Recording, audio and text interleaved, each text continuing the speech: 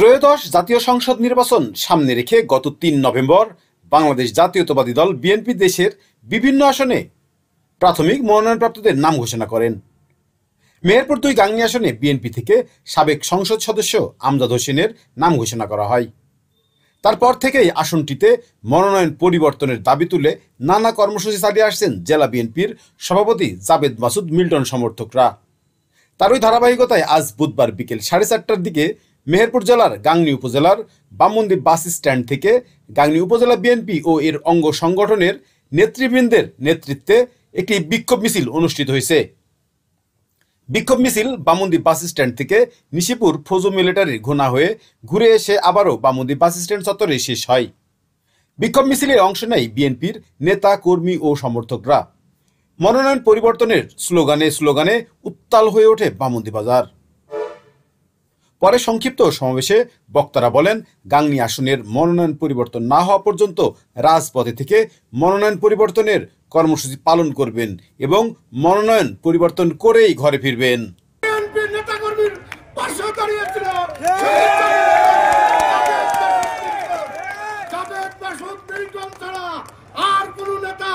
সাধারণ মানুষের পাশে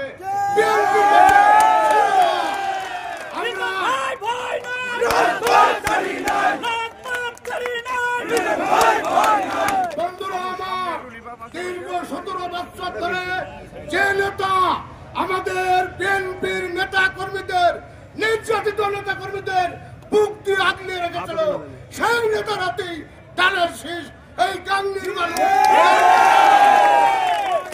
আমি আমাদের বাংলাদেশের সর্বাধিক জনপ্রিয় নেতা বিএনপির ভারপ্রাপ্ত চেয়ারম্যান জননেতা তারেক রহমানের কাছে অনুরোধ করব, আপনি অবজারভার টিম পাঠান, নিরপেক্ষ টিম পাঠান, এসে গাংনীতে জনমত জরিপ করুন। ইনশাআল্লাহ